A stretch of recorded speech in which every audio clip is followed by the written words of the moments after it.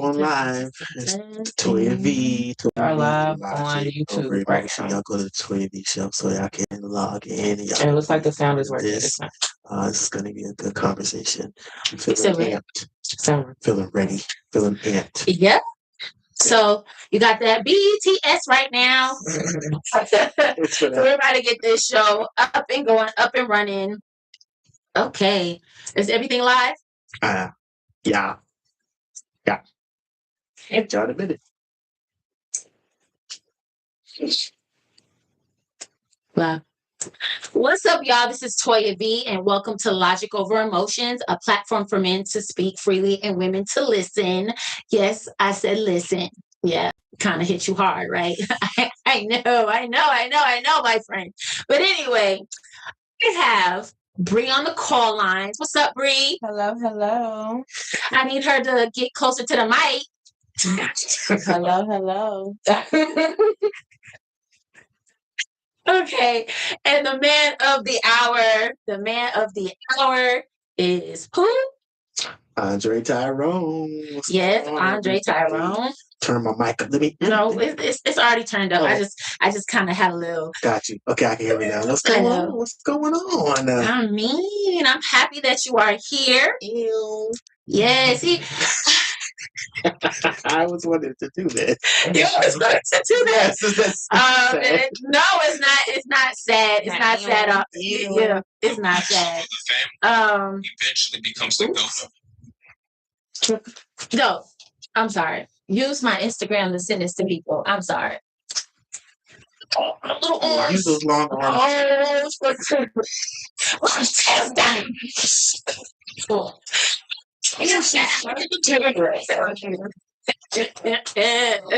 But anyway, y'all want to make sure you go and tune in to Logic Over Emotions Pod on Instagram.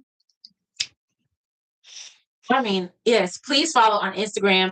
And then if you want to watch this, and use your phone too, you can go to YouTube, search at Logic Over Emotions Pod, and you will see that we are going live on Instagram. Okay. So thank you for coming in, Mr. Andre Tyrone. Of course. Glad to be here. So we're going to go ahead and see the topic that he picked. The black sheep of the eventually becomes the goat of it. For some reason, it always seems like the person that's the most adult is the person that makes the biggest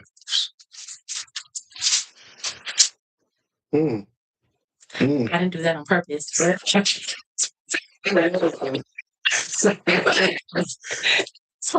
It was perfect. So, sir, what made you pick this topic?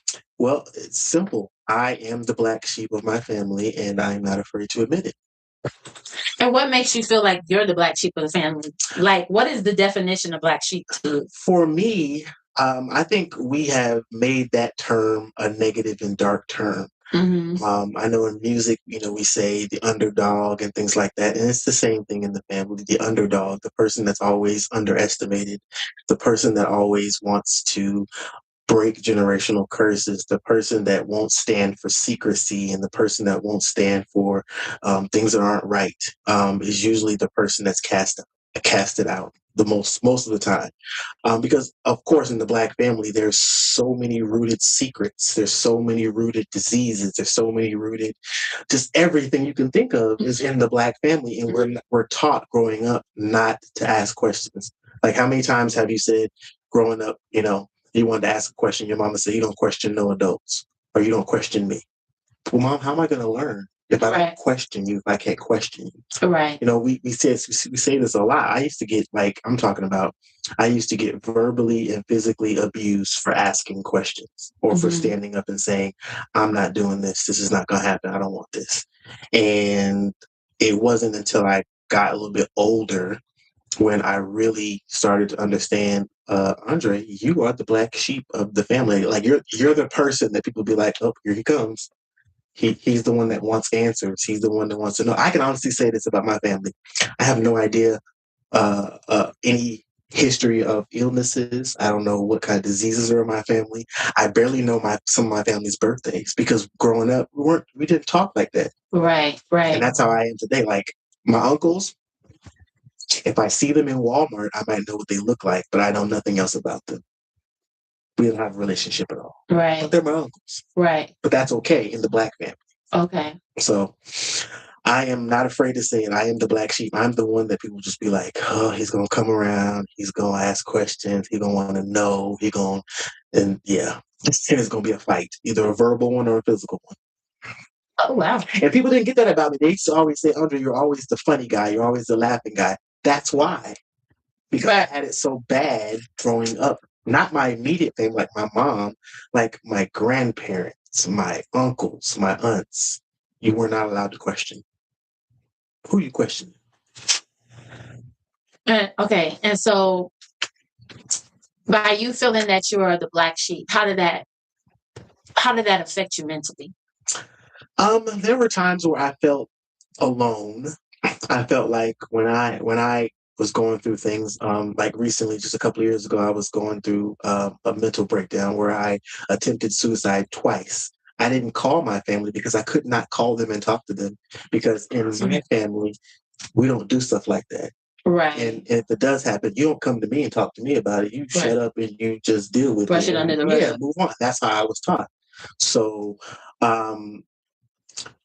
I felt alone for a while, but now as I get older, I feel more empowered to know that I get a chance to start a new family tradition, which is with my nephews, not to have them feel like I felt with my uncles or my nieces, to be feeling the same way that my sisters feel with their uncles or my grandparents. I get a chance to be the person that does that, and it is a heavy load to bear. I guarantee you that. I still have like some of my younger siblings, and even my oldest sister. My cousins, they still come to me. They come to me instead of going to grandpa, or they come to me instead of going to their dad for a financial help. Part. They come to me because they know I got their back. Right. They can't go to their parents. They can't go to them because they have that old school training. And that's how they have it. And I mean, and knock on wood, like, I'm not saying don't believe in that. That's how it used to be back then in the day. But as we get older, as things change, we got to change with it. You got to evolve. We got to evolve. And like simple things like, they used to say back in the day, it takes a village to raise to raise a child. It doesn't take that today. It takes parents that want to raise children to raise their children. Right. You shouldn't have a village at this point in age with the technology and stuff we got. You should not have a village raising your children. Back in the day when they had horses and carriages, yeah. But as of today, you raise your children. Right.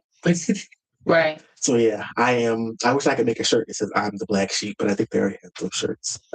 So. Well, I mean, put your name on it, and it's different. Maybe, yeah, but yeah. Or your signature at the bottom. Okay. I proudly wear it. Proudly wear it. Okay, so so mentally it has affected you where, thank the Lord that you are still here. Yes. Yes. We want to. I was close, y'all. Yes. I was really close twice. First time was pills. The second time was pills actually too. But the first time was pills and I was so close. I actually had the bottle, had the pills in my hand. The only thing that stopped me was my oldest sister picked up the phone when I attempted to call her. If she didn't pick up the phone, I would have taken the whole bottle and just laid there in the dark. So happy that you failed. Mm-hmm. Me too.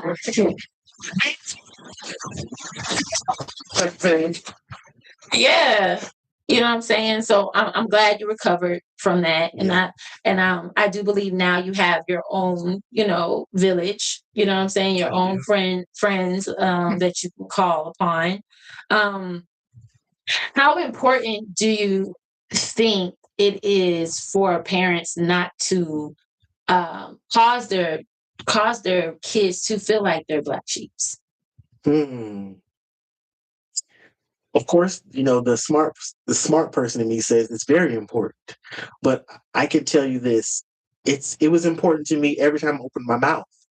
But you could, until you're blue in the face, tell them, hey, and I had this conversation with a lot of my family members, and I will stand there in front of them and tell them, what you did to me growing up, how you treated me growing up, how you didn't treat me growing up affected me today. Mm-hmm. And I can literally, like, I had this conversation with one of my uncles, and I was telling him, "You weren't a good uncle to me growing up. Like, I was scared of you. I didn't want to be around you. You were abusive to me." And I could literally see him balling up his fist, ready to fight. And this is the uncle that always beats up on me. Right. And of course, back then it's considered, when you're a kid, it's considered discipline. But after I get to 21 and 30 years old, you fighting. He shouldn't be beating up on me. And I never fought him back. I never fought back. And the only reason why is because I know that he's still my elder, and I didn't have it, and I shouldn't have. But don't get it twisted. Today, in this age that I'm in now, if bro come up on me, it's gonna be it's gonna be a straight. That's what it's gonna be with me. Promise you it is. But yes, it's important because, for one, a lot of parents, knock on wood, and I'm just saying, a lot of parents, when they get close to about to leave this world and go to the next, then they want to make amends. They want they want to fit a lifetime of hurt into 6 months of apologies, and how can I make it better? You can't. How you could have made it better is by just listening. That's what I tell my family all the time. I don't need you to go back in time and switch and fix things. I just need you to listen and hear me say, I'm telling you. Right. The reason that I'm the way that I am is because of the things you didn't do for me. Right. How you weren't there for me. Right. The conversations I couldn't have. The questions I couldn't ask. Like, even today, seriously, this is serious. You're gonna laugh about this. My very first apartment. I was in the house for the first year of my first apartment by 9:15 in the bed. And it wasn't because I was tired. It was because growing up, I was taught that after 9 o'clock, if you're outside, you either do the nasty stuff and you ain't supposed to be. So you need to be home. So I trained myself, not even understanding, like, bro, you pay the bills in here. You can stay out till 2, 3 o'clock in the morning. This is you're grown. And it took me a long time to break that habit, to the point now where I would purposely get up at like midnight and be like, I'm about to go open the door and go outside of my house, just stand out there. Are you serious? Yeah, because it was embedded in me. How old were you at the time? I was 21 when I got my first apartment.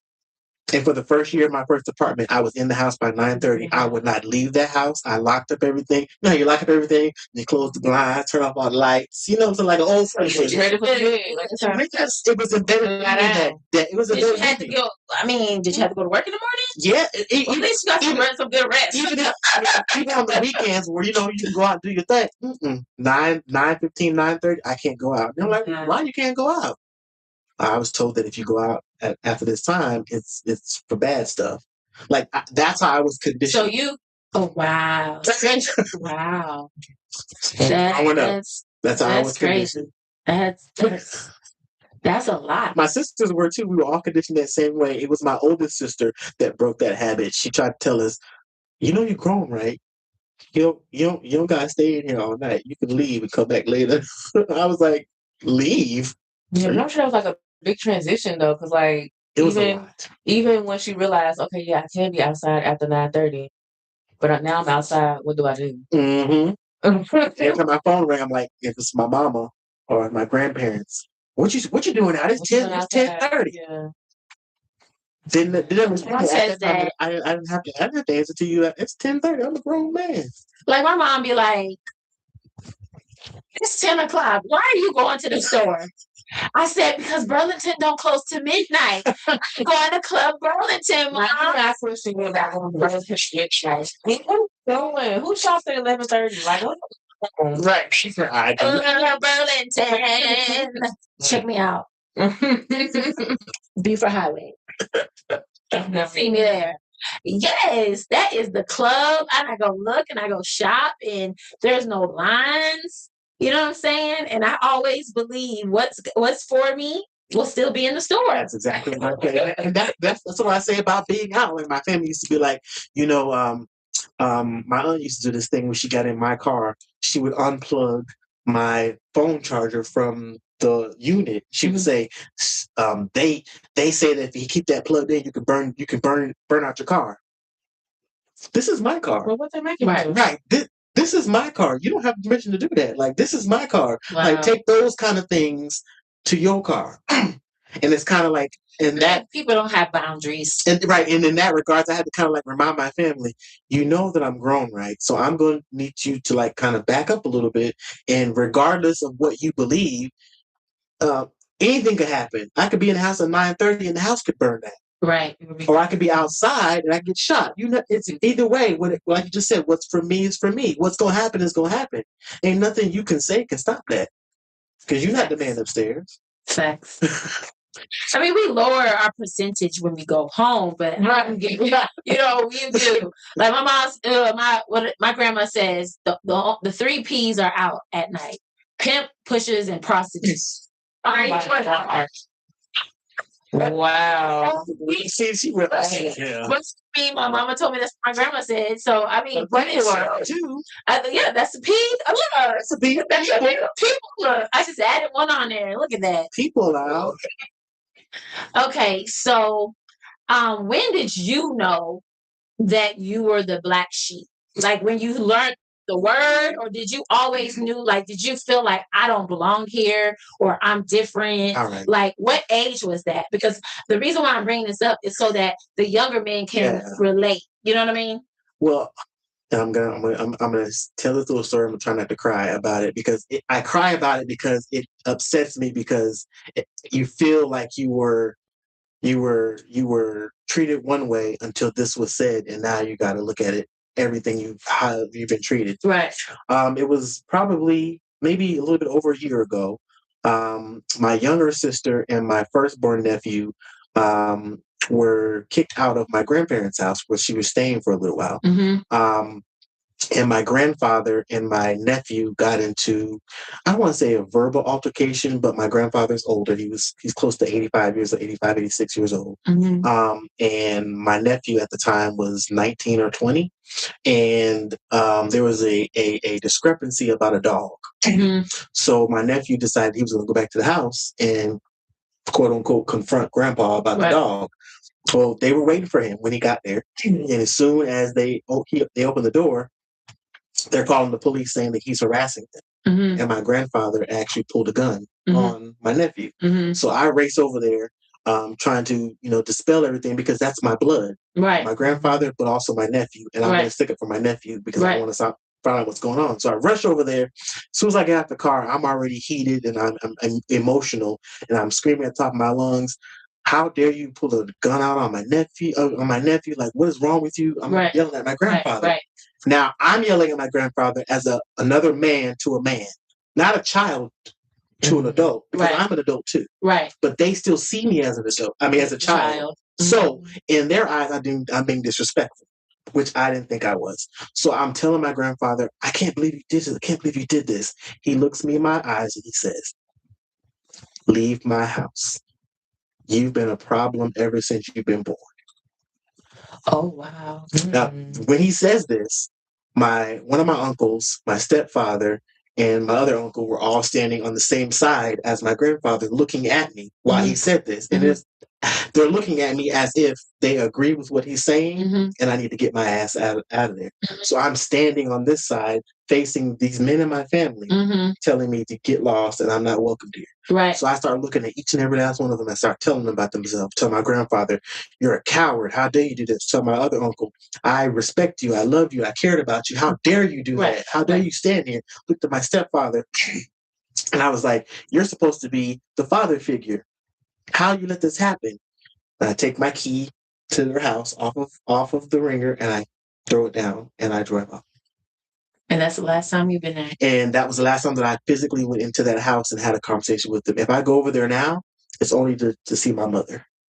Like there's no way to have a conversation until we deal with that. Deal with that situation that day. I don't go to sleep and wake up and nothing's happened because that's how stuff sits on you. That's how weight sits on you and stress and heart attacks happen. But my family is known for that. Stuff can happen 45 years ago. They'll never talk about it. But when they see you, oh, how you doing? I can't be fake like that to you. Right. So I only go over there just to see my mother, who has Parkinson's disease, but I go over there just to see her. Like as far as anything in depth, I can't get past that night of having someone, and this is my Being grandfather. shunned, basically. This is my grandfather, who I'm the firstborn grandson. Right. I'm there for him. I've been there for him. Mm-hmm. Anytime he needs a VCR hooked up, the TV hooked up, the car washed, I'm the grandson that came over there and did it for you. Right. I'm the one that was your ride or die right with you. And Right. you say that to me? Right. And to this day, we don't talk about it. He doesn't acknowledge it, no apologies. So I can't. The sad thing about it is that I realized men that were born earlier than the 60s, they don't believe in apologizing. Mm-mm. They don't. I would say like up until like the 80s, because I have some men in my family that they were born like the 70s. They don't like to apologize. There's no accountability. Anything they say, or no matter if it's said in a fit of rage or what, like it's okay. Because they're just like, oh, I was mad. Oh, okay. Right. Okay. What does that mean? Right. But it's two comments here. I have DJ Serve 1. He said that's how I was with my dad. We argued, and I left at 18 and moved to Florida. And then SidewaysRadio.com says that narcissists love no closure. Oh, yes, they certainly do. Bring your mic closer to you. 100% agree with that. I don't even have a relationship with my father because he was abusive to my mother, and I still feel to this day as being in that situation and seeing I don't have any good stories about my father. All I have is stories of abuse. All I have is stories of neglect. All I have is stories of seeing my father literally beat the hell out of my mother because the dishes weren't done, or because he came home and he was in a bad mood. Right. And she might have smiled the wrong way, or she might be not paying him any attention. He didn't even speak. He just come over and just start wailing on her. And I grew up in that all the way to age 5. Right. Until she walked away. That's all I saw. But you were a problem since you were born. Yeah. But I was a problem, right? But you grew up in that type of environment. Yes. And I get that now because I said to myself, I wonder why my grandfather, my uncles never went after my father. And I understand why. It's because they're just like him. They're abusers. They're narcissists. So that's why they're not going to go after their own kind. They're going to support their own kind. Mm-hmm. They're going to attack the ones that want to break the cycle, which is me. Right. So I'm the one that's the problem, even though all of y'all do the same thing. So that's why I am the black sheep, because it's I'm not going to stand for it. I'm not going to let it. I'm not going to allow it to happen. I can't be like you. I can't be 60, 70, 80 years old and be mad at nothing and be sitting on the sofa. My grandfather literally sits on the sofa in a section of the couch. That's his routine. I come downstairs, sit on that section of the sofa. He might go to the grocery store, or he might go here, nowhere else. And they say, "Oh, he lived his life. He's worked. He's still living." Right. I hate when folks say that. Oh, you know what I'm saying? They're set in their ways. You're not dead. You're set in your ways when you're dead. When you're living, you still got life in you. Do something. Go for a walk. Go to North Lake Mall and walk around the circle there. My grandfather he just sits there and just stews, and it's I don't want to be that person. That. He watched Law and Order. I don't know what my grandfather used to watch Westerns, so I think he still watch Westerns. But yeah, I don't want to be like that, and so me wanting to break that cycle and wanting to have that conversation, it's not allowed. Every time I bring it up, the exact words are, "You're being disrespectful." By bringing up the disrespect. Bringing up the disrespect. Disrespectful. Because I feel do you feel like it, by you bringing it up, it makes them feel like they're less than a man to talk about it?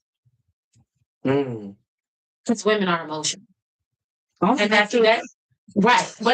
But you have to understand, and back then it was, I'll punch you in your chest, you better not cry. Men don't cry. So do you feel like, I got that a lot too. Right. But do you feel like that's the reason why it's not taught, because that puts them in a more feminine, because we had a person that had a problem with that, a more feminine energy? And I get that. Or do you feel like that makes them feel like they're weak because they're admitting to their wrongs? In my case, I feel like you're weak when you don't.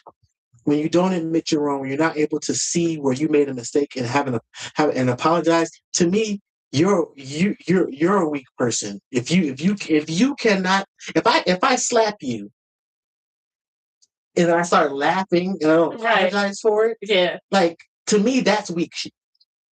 Like I should be able to be like, "Oop, I'm sorry, I'm slapped." Like that. Like that. And to me, what I see a man being able to do is to, because we have been given this facade of what a man is. A man is supposed to provide.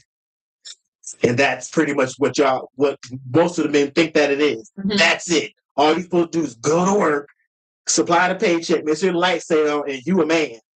Well, that's what it was back in the day. Yeah, but we are in 2026. When is that going to change along with every New Year? How come every New Year's we change the year, but the ideologies are still the same from back then? Because they're the core of most people's lives. Well, that's what I'm saying. We can't say Happy New Year. We can't say New Me, New, because if you're still thinking in that same, there shouldn't be men that are like me, 41 and 42 years old, still thinking that all men are supposed to do is provide, and that makes you a man, or doesn't make you a man. I think the difference between like now and like what was going on back then is that like it wasn't necessary for a man to have to be accountable or anything like that or whatever, because the woman has to accept it anyway. But now, I had no choice. Yeah, we had no choice, but now we have choices. Like we have the opportunity and the ability to like, because we couldn't even have our own bank account at one point in time. So, but now we do. So now it's like I don't want to say it because I need my man, but I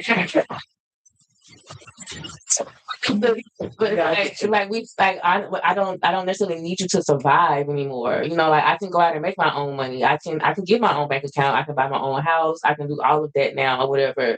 So like we're not at every beck and call of a man. It don't matter. Like he didn't have to be accountable for nothing. Because what you gonna do? Where you going?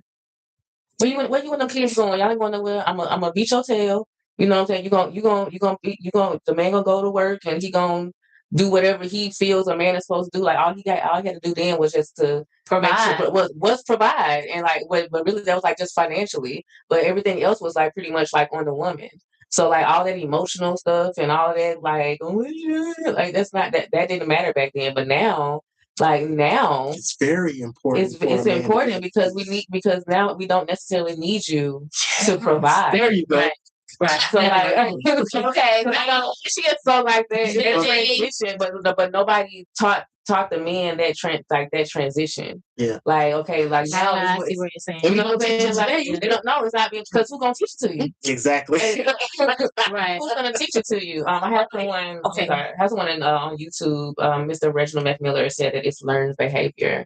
Just as far as like that's pretty much like kind of what I was saying. Like it's learned behavior, but somebody got to unlearn you. Exactly. I really do believe that in order to unlearn, you have to be in a place to put yourself around people that don't think like you.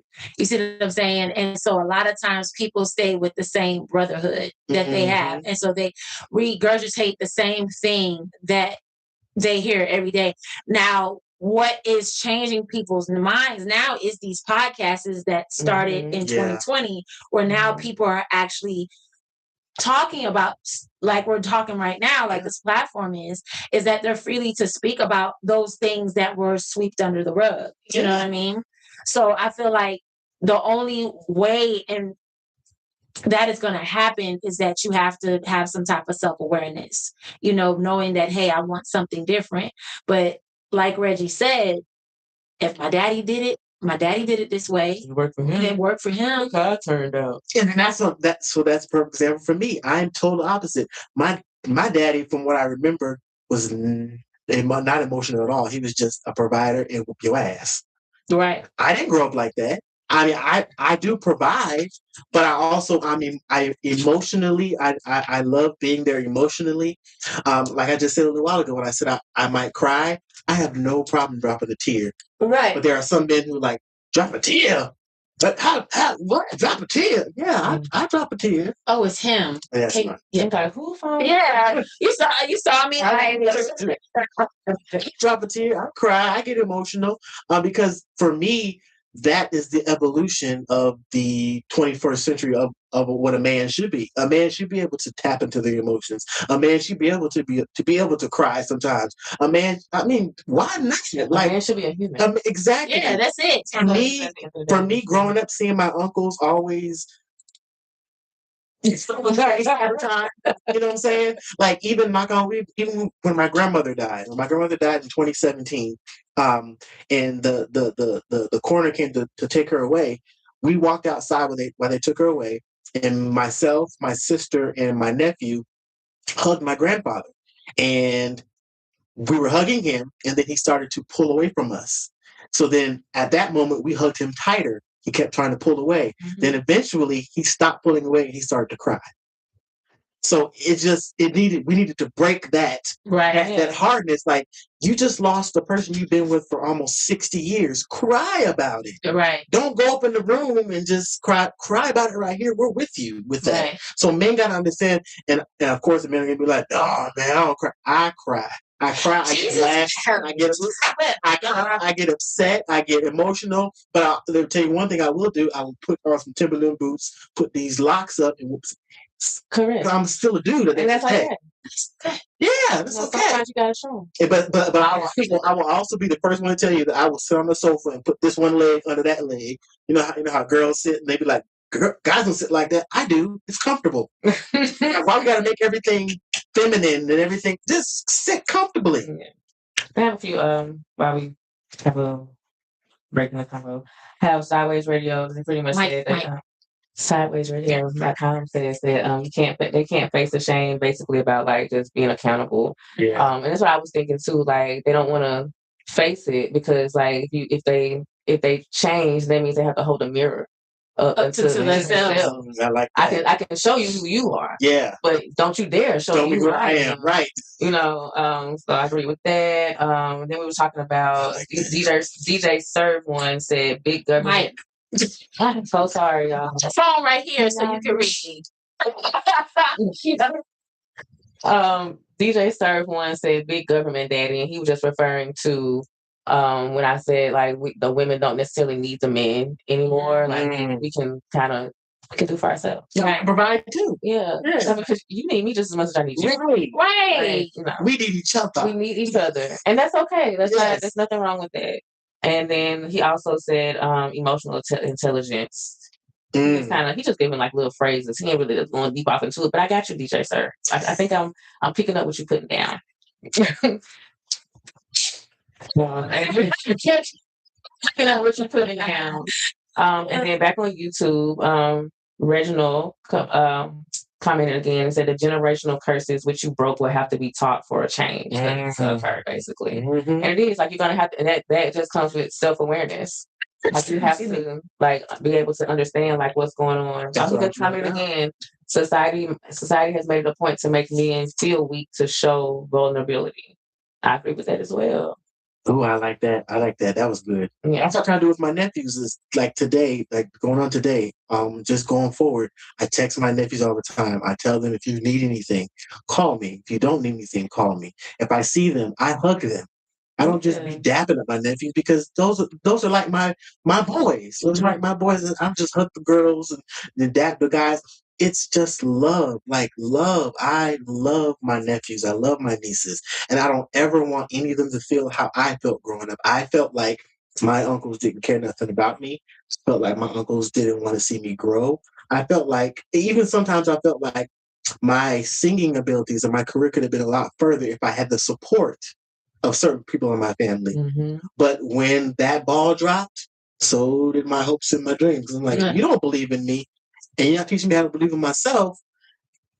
We ain't got nowhere. We ain't going nowhere. Yeah, because you're the adult. You know more than me. Yeah. You know, so now, experience. So now as I grow up, I have a younger nephew who wants to sing behind me. Like he's like, I want to be a star like Uncle Dre. Of course, I'm little Uncle Dre, but I was encouraging him. I was like, go and do it, whatever it means. However you want to be a singer, whatever kind of singer you want to be, wherever you want to be, do it. And I'm behind you 100% because I don't ever want those kids to feel like I don't care, or I'm not there, or they can't come to me. So, by you being the black sheep, do you feel like they didn't feel like you would be where you are now? because it seems like the black sheep will always, like the topic. He was like, "You're normally the one that's going to end up showing up and showing out." Yeah. So do you feel like? Yes. Because to me, being the black sheep of the family is now what I consider my superpower.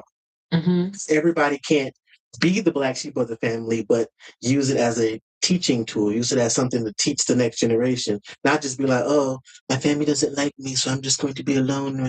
No, my family doesn't like me. I don't care. Y'all stay over there, down there where y'all at. I'm gonna be up here. Right. When I get up here, I'm gonna acknowledge you. Right. I'll give you a little hello, all that kind of stuff. What's up? This is my people that I'm related to. But don't you dare hold your hand out. Hey, don't ask for nothing else. You didn't help me get to this level.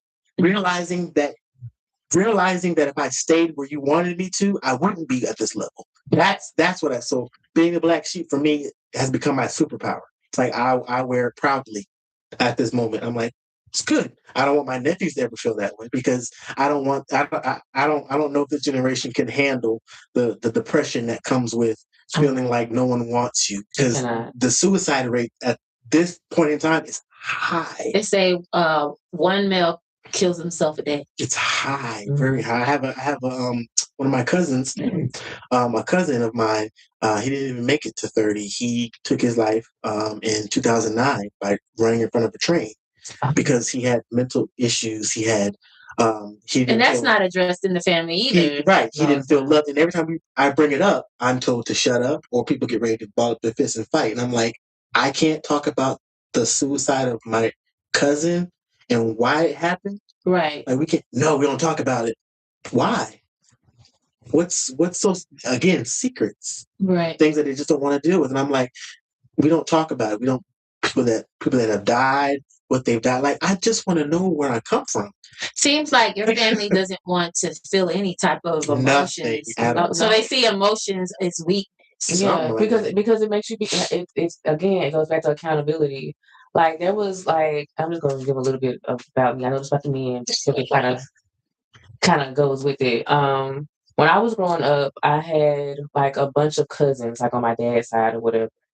And I always felt like there was some type of disconnect. And we all went to the same school. We rode the same bus. Now their grandmother was my aunt. Mm-hmm. And maybe like about 12 years ago now, something around there, found out that, and this was on my dad's side, found out that my dad had a sister and a brother. And the lady who I thought was my aunt was actually like a distant cousin. Right. And once I found that out, I was like, okay, that makes so much sense.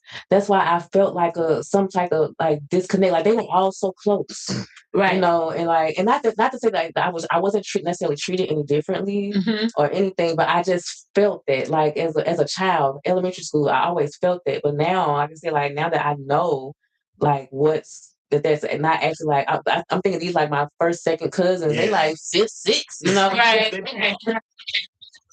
So like, but like now I know that like now it makes so much sense. So it's like, and my dad, like rest in peace, he said that he knew that. Call her my aunt, and you can't tell me she's not my auntie now, because that's all I know her as.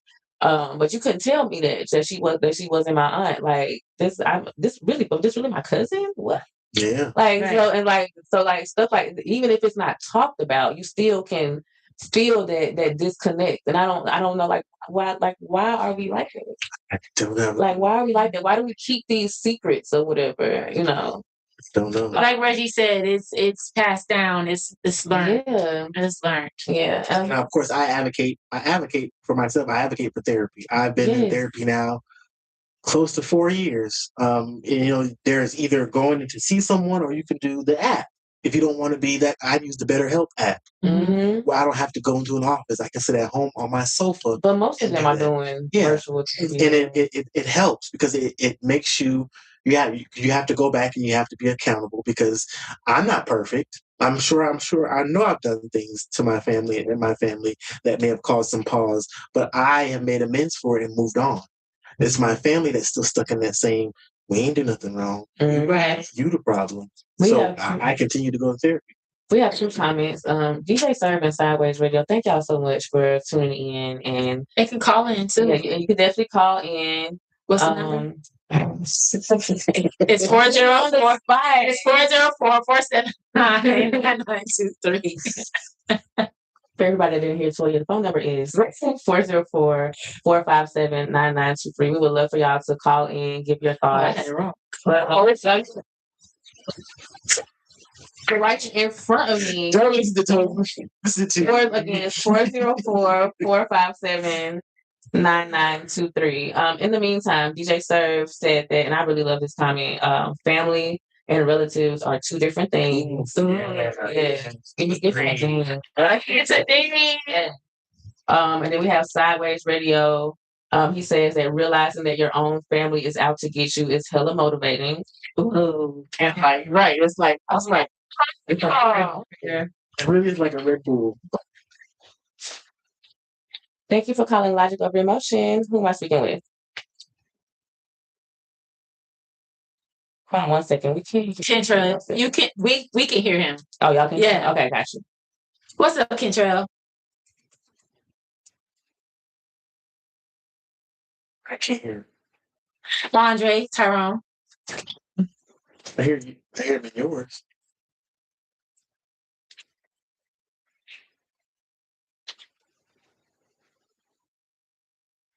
Mm-hmm.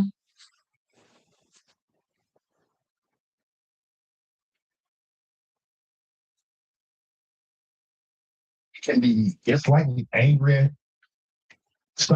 at our older generation, but some of the things they went through, they had to keep stuff in the house.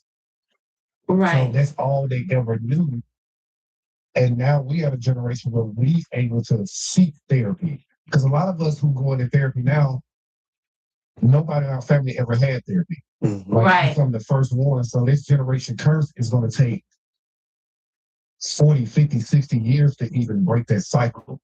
Mm-hmm. But at the same time, we still got to have the support of society because, again, a lot of people speak about therapy. But once a man starts showing that vulnerability and emotions, oh, he's weak. Oh, he's sassy. Mm-hmm. And social media, but social media You get a ding. kept running the world.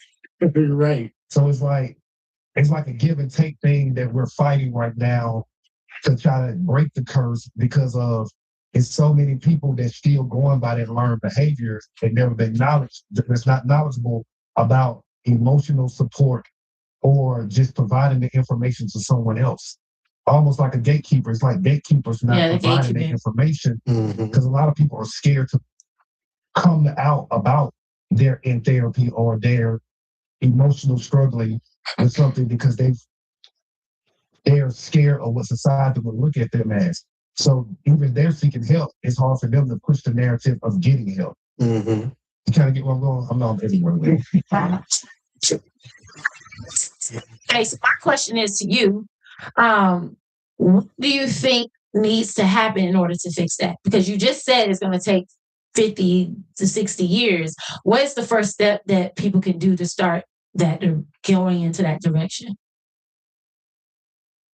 So honestly, it has to start at home. Mm-hmm. So what I mean by that is we're providing the kids as well as the relationship values of what we're having and people really being there. Because I see a lot of people that aren't in relationships, definitely men that I'm friends with that don't know how to be vulnerable because once they show certain vulnerability, it comes off in anger because they've never been taught. So it's more so it's like if we have to really push that narrative of therapy and really put our hands around our people and really like understand that they need that emotional support. To me, women are better because they're able to talk to their friends. A man will hold it in and walk around and then that emotion builds to anger. Yep.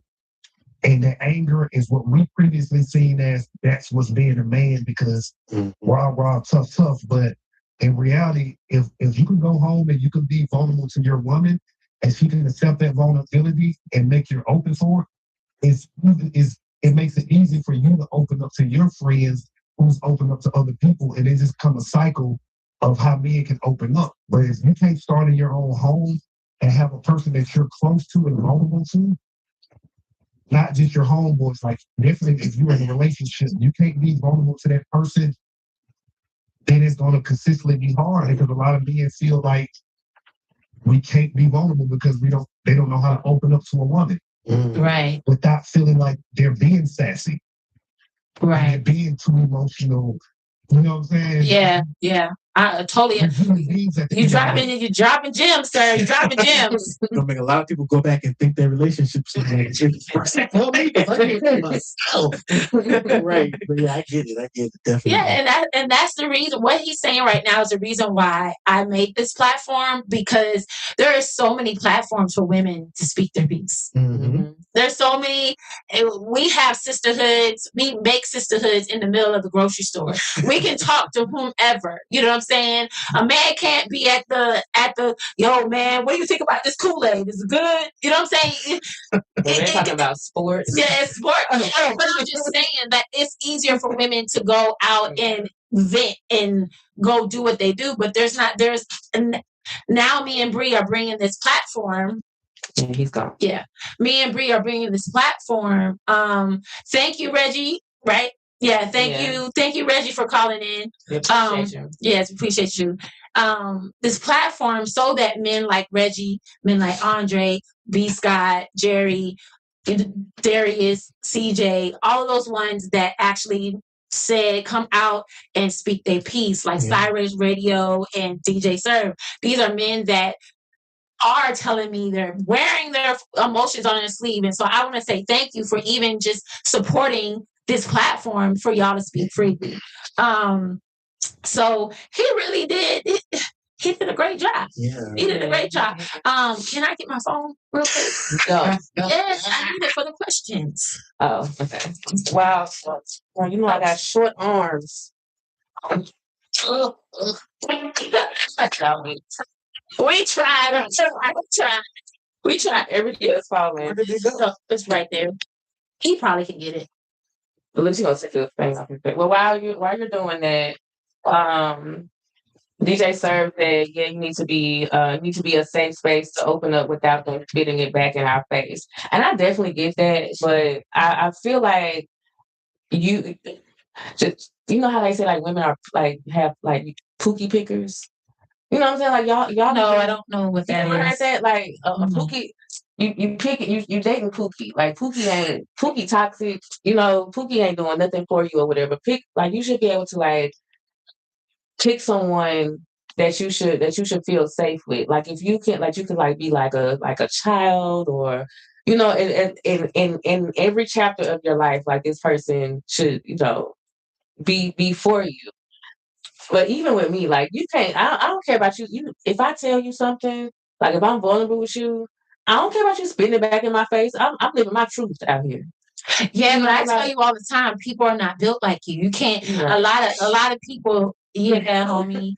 Yeah, like you can't. I'm sorry. But still, like for people who are probably. But to me, that's like a lot of ego. Like you can't make fun of me about something that like about who I am or what I'm doing or whatever the case may be. Like if you tell me that's your favorite color yellow, ooh, your favorite color yellow, ooh, like who cares? Like that's a part of you. Yeah, but I really you cut that person off. Like you know that at that point that's not the person for you. I can't trust you to be vulnerable with or whatever. So like man, I'm just gonna move on. Like you know, I don't know. I guess like you said, that's just me. Like you can't make fun of me about me. Like it's like how like Lizzo was like, you know, people say something about her being fat. She come here every day and see what size she is. You know what I'm saying? Right. Like I gotta remind her that she. You gotta remind me of who I am or what I'm going through. I live that every day. If you don't like it tough, go find somewhere else. You know, like, but I guess that, like you said, that comes with like the emotional maturity and just feeling comfortable in who you are.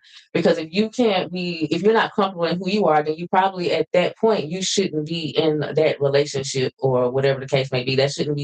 You shouldn't be like trying to like make more friends or whatever. You need to like heal yourself first. Mm-hmm. So can't nobody tell you nothing about you. Right.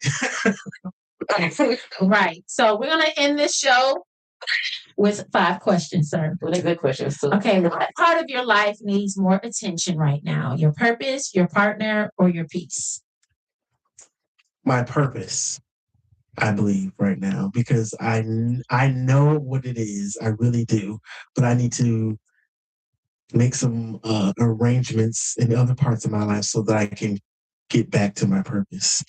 What are you chasing that might be costing you more than it's giving you? Money. Money. Money. I'm chasing, like I said, chasing the bag. I'm chasing the bag. If your child or future child watches, sorry y'all, I'm about to to kill myself. I don't hear. No, I hear. If your child or future child watched how you live today, what lessons would they learn? You can just give me one or two. He's strong. He's real strong. That's what they would say. Resilient. Mm-hmm. I would say resilient. Yeah. What emotions do you avoid the most? And what would happen if you actually faced it? Sometimes I avoid like getting emotionally invested in something only because I feel like it's my Aquariusness in me that makes me kind of be like, oh, I'll cry tomorrow. Like, I'm not going to really cry about it right now. I'm not going to deal with it right now, but I'm going to be here for you. And last question, what does winning look like for you in this season and not in everybody else's? Winning looks like for me being able to continue to live in my truth, continue to be the unapologetic me, regardless of what anyone feels. Okay. And if I know I said 5, but this one I always have to ask this. I'm sorry, y'all. But what would you like our listeners to know about being the Black sheep? I didn't always think that I was. I used to think that everything that my family told me, taught me was right, and that adults in my family could never be wrong. You know how they say the customer's always right? I used to think that my family's always right. I used to think that mom was always right, grandpa was always right, until I realized that it was right for them. It was right to them.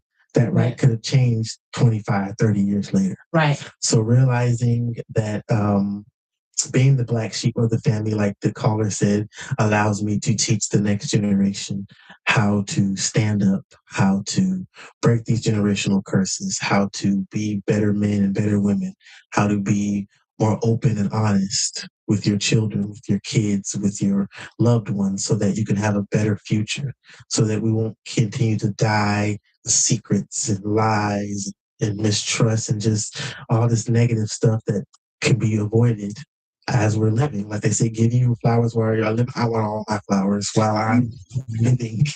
I don't want you at my funeral crying and laying flowers on me, because at that moment, there's I can't even enjoy it. I can't enjoy them. Give them to me now. So being the Black sheep of the family, I am excited and happy to wear that because it is my superpower. All right. So thank you, Mr. Andre. Is there any chat questions or comments? So I have for Reggie's in YouTube. He said, "Amazing show today." Thank you, Reggie, for calling in. I wanted to ask you one more question, but you hung up.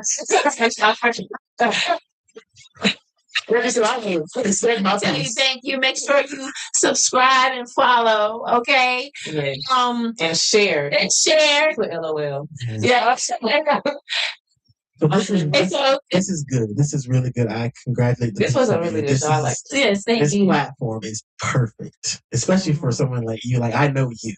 This is perfect for you. No, we've known each other since 10th grade. Jeez. Oh, Lord. Yeah. So you know some of these people that he's talking about. No, I don't. Okay, well, you can say they weren't really right. No, but yeah, this is the amazing platform. Okay, I have another comment. I am the real Deborah Ware. It's Deborah. Deborah. I don't know you, but we left out. So she said it helps you to break those chains. I'm guessing she's talking about like just being the Black sheep and because she was also the Black sheep of her family. Like, okay.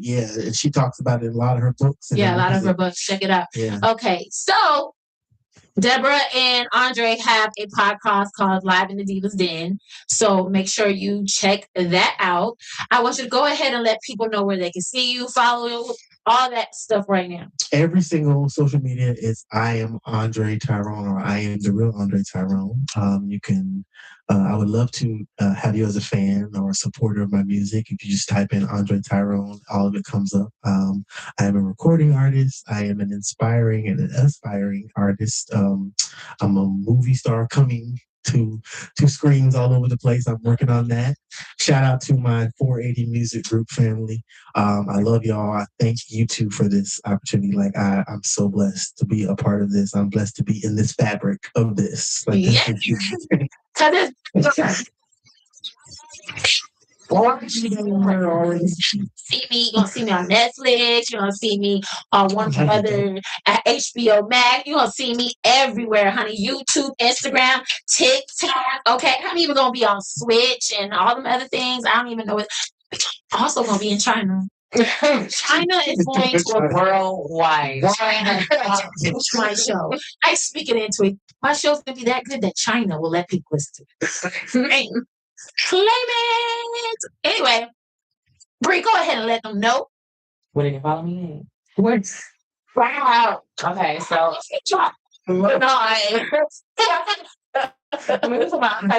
okay, so you can follow me on IG at Bree_Badu, and on TikTok, I believe it's just Bree Badu. One E, not two. Oh, I like it. I'll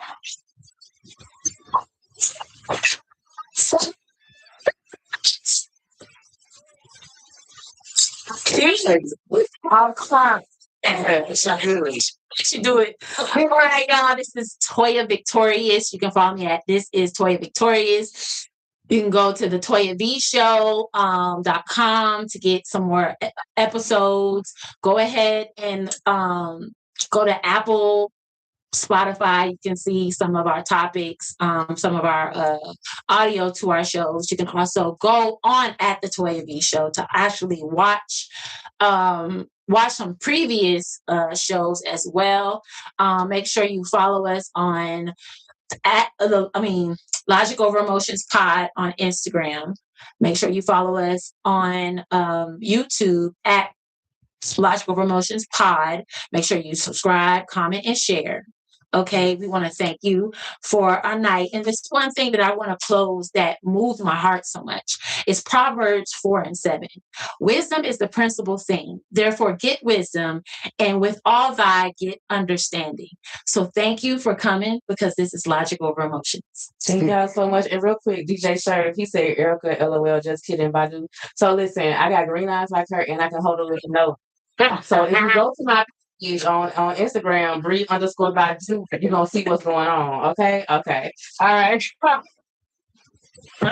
She just killed me. Sorry.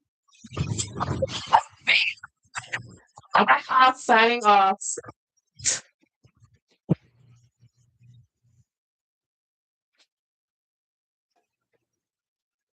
That's a lot that wins. Okay. You gotta push that button and push that button. I push that button. That button and I push that button. For that button. Yeah.